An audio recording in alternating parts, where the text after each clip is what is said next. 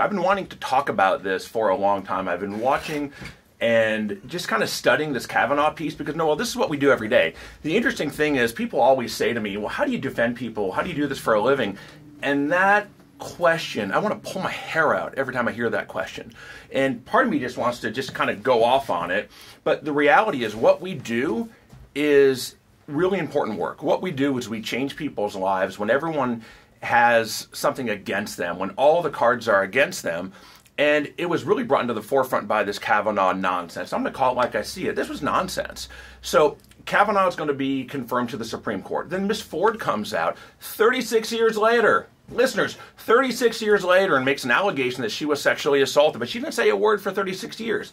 Then these ridiculous piece of garbage senators, and I'm saying it on the air, these piece of garbage senators, do you really think that they cared whatsoever about the truth? Do you think they really cared whatsoever about what actually happened?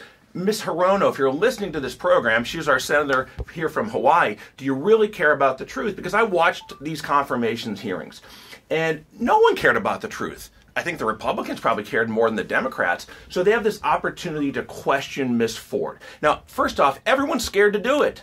With this Me Too, everyone's scared. Oh my God, she's a victim. We're scared to do it. You're not a victim. You might be a victim, but you're coming and making an allegation. We need to corroborate this to see if it actually happened. So you get these Democratic senators, they come up, and the first thing they do, they elevate her to sainthood. They didn't ask questions. Ms. Hirono, you came in and said, thank you for your courage in coming forward. They elevated her to sainthood. And then Mr. Cory Booker with this moment about wanting to be Spartacus. No, you want to be a president of the United States, Mr. Booker. You are not Spartacus. All of these people went around in circles and they elevated her to sainthood. And did they give a darn about what happened? They didn't care in the least bit. All they were looking for is their political agenda. Okay, so do they really care about the truth? No, they don't. They care about the Supreme Court not turning more conservative or actually following the Constitution. So to all the senators, I watched all of the confirmation hearings, just about, from my office.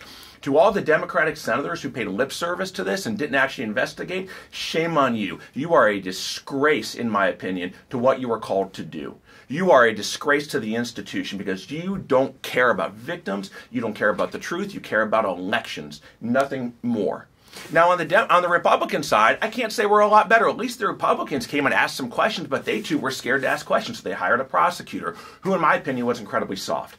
I watched that prosecutor ask Ms. Ford questions. I was waiting. I was sitting at the computer, and I called Noel over, and I was like, Noel, tag me in. This is what we do for a living. I'm just kind of chomping at the bits because I can't say she lied, because I don't know. But there was inconsistency after inconsistency after inconsistency after inconsistency with absolutely no corroboration of the evidence.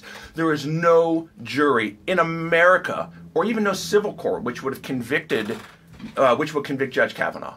But it's a political circus, all right? So what do they want to do? They want to delay. We want the FBI to investigate. Remember this one? They want the FBI to investigate this case. But Ms. Feinstein, oh, by the way, who I believe leaked a memo who should be investigated, held on to a confidential memo for weeks and weeks and weeks and weeks. If she actually cared about the truth, if she actually cared about victims, she would have turned that over immediately to the FBI. They would have had 6-7 weeks to do a proper investigation, but she held it, she leaked it. Why? For political gain.